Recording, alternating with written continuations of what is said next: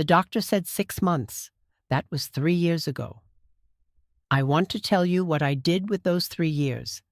But first, the night I came home from the hospital, I sat at my kitchen table and I made an envelope. I sealed it. I wrote my daughter's name on the front. I told myself I would mail it if I got to the point where I couldn't say what was inside it out loud. I have not mailed it. That envelope is the whole story. The doctor said 6 months. That was 3 years ago. I want to tell you what I did with those 3 years. But first, I need to tell you about the envelope I left on my kitchen table the night I came home from the hospital. Sealed. Addressed to my daughter. I told myself I would mail it if I got to the point where I couldn't say what was inside it out loud. I have not mailed it. That envelope is the whole story. I was 44 years old when I found the lump. I say found like it was something I was looking for, which is not how it works. You are in the shower on a Tuesday morning, thinking about your grocery list or a work email or absolutely nothing at all, and then your hand stops. And you stand there in the water and you understand, with the part of you that knows things before your mind catches up, that something has changed. I did not call my doctor that day. I called her the next morning, which I know sounds like a mistake and in hindsight was a mistake. But I want to be honest about how these things actually go rather than how they are supposed to go. I spent that first night sitting at my kitchen table with a cup of tea I didn't drink, very carefully not thinking about it, which is a skill I had developed over 44 years and which failed me completely that night. The diagnosis came 11 days later. Breast cancer, stage 3. My oncologist was a woman named Dr. Reeves, small and precise, with the quality of stillness that the best doctors have. The kind that tells you they have delivered this news before, and they know that what you need in this moment is not motion, but presence. She explained everything. I heard approximately 40% of it. The part I heard was aggressive. The part I heard was, we need to start immediately. The part I heard, 3 appointments later, when the full picture had assembled itself, was 6 months without treatment, possibly less. I drove home. I sat in my car in the driveway for 20 minutes. Then I went inside and I made the envelope. My daughter's name is Claire. She was 19. She was in her second year of college in Boston, studying art, living in a dorm with 2 roommates and a plant she had named Gerald that she sent me photos of every time it grew a new leaf. She did not know yet. I had not told her. I want to explain why I hadn't told her yet, because I think it matters. It was not that I was protecting her. It was that saying it out loud to Claire would make it real in a way that saying it to doctors had not. And I needed one more day of it not being completely real. I gave myself 1 day. Then I called her. I told Claire about the envelope in October, 3 months into treatment, because I could not carry it alone anymore. She had not asked about it since.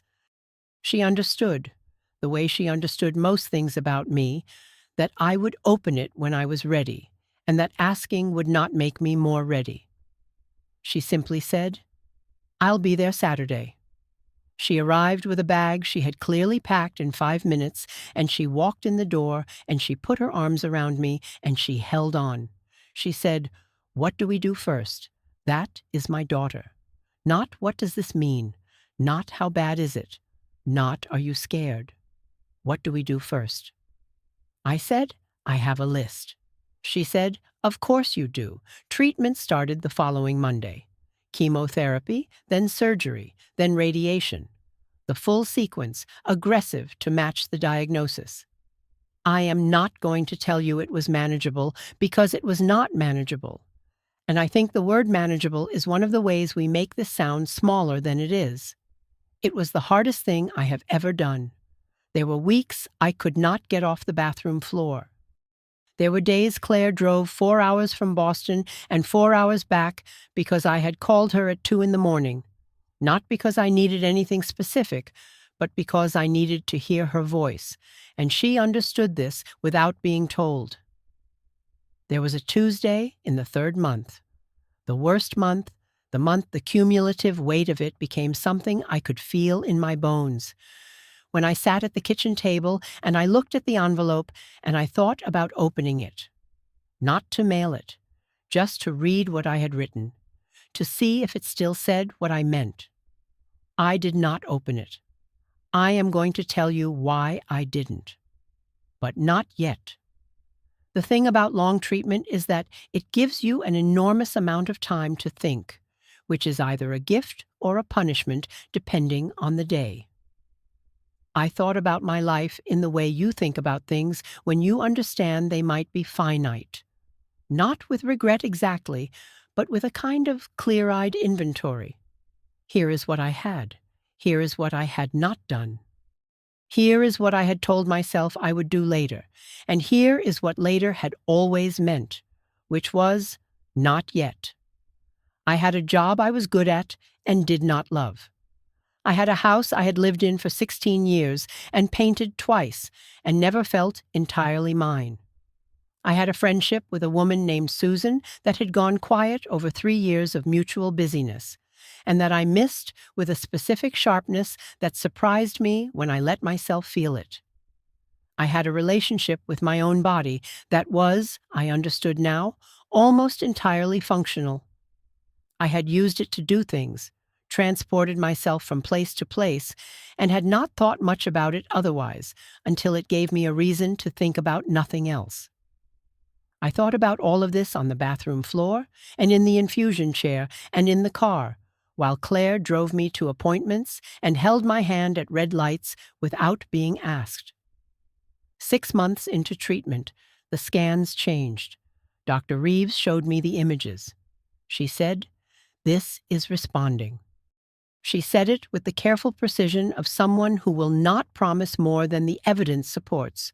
But I had learned to read her stillness by then, and the stillness said something different from the words. The stillness said, "I think we are winning this." I went home. I sat at the kitchen table. I looked at the envelope. I did not open it that day either. Here is what I did instead. I called Susan. I had not spoken to her in 3 years, not because of any specific rupture. There was no fight, no moment, nothing dramatic.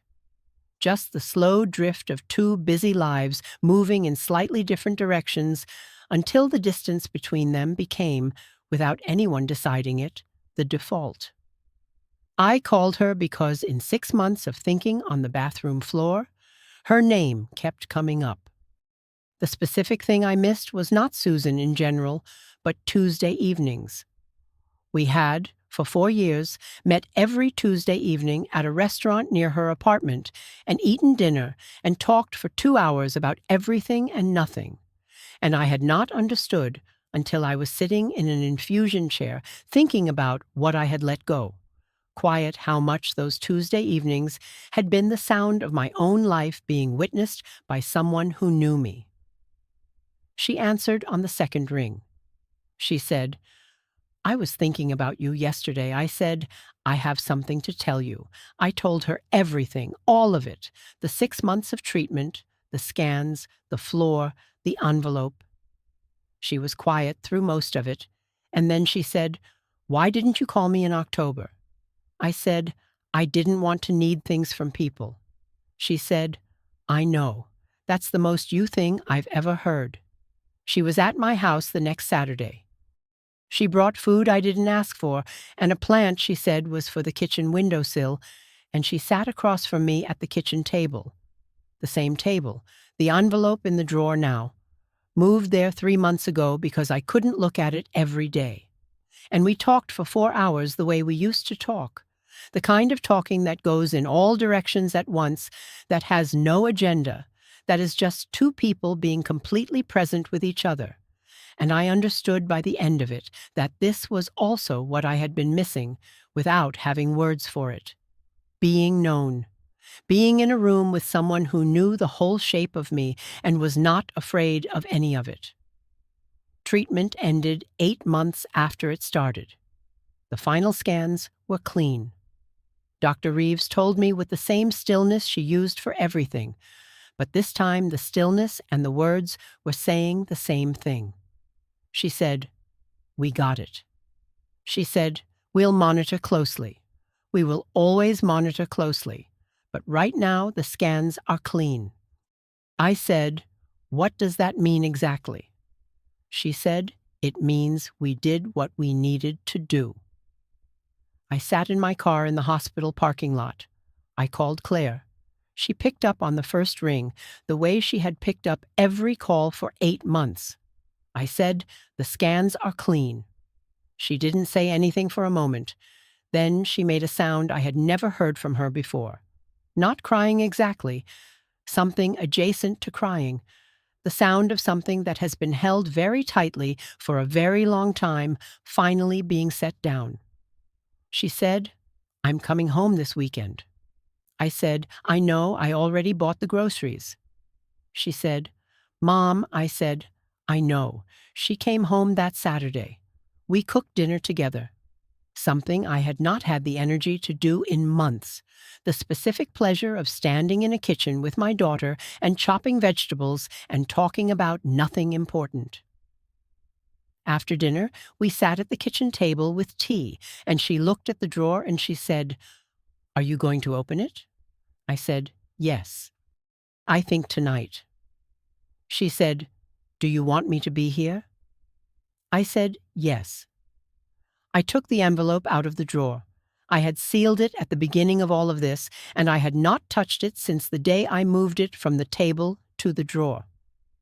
My handwriting on the front, Claire, in the specific way I write her name, which I have written thousands of times on birthday cards and school forms and grocery notes, and which looks more like her than any photograph. I opened it. I want to tell you what it said. This is what the whole story has been moving toward, and I am going to tell you completely. It was 1 page.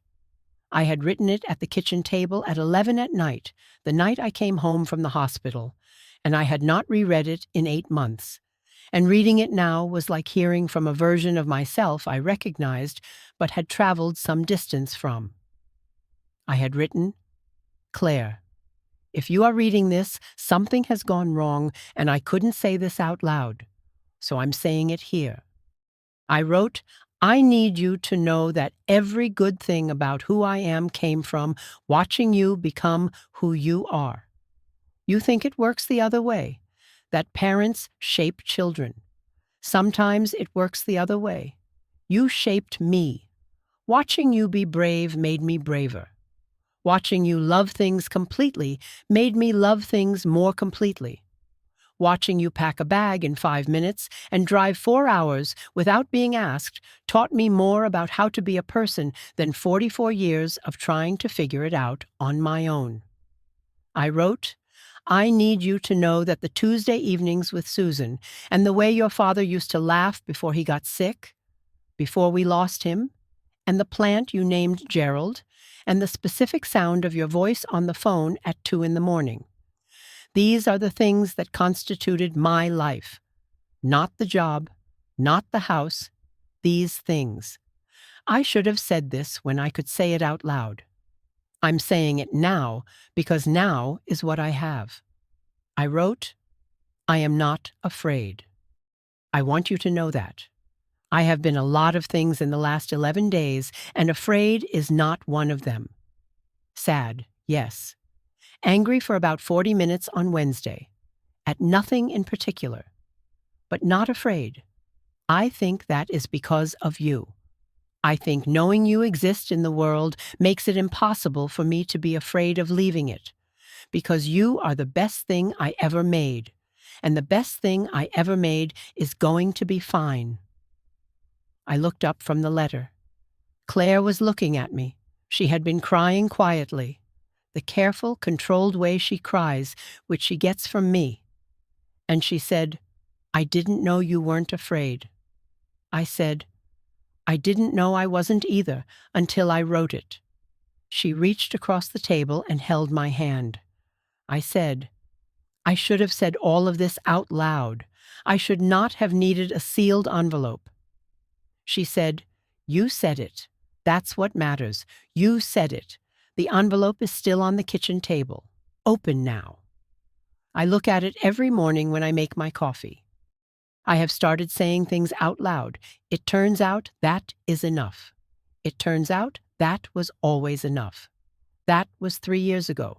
3 years of clean scans every 6 months, the same hospital parking lot, the same phone call to Claire after.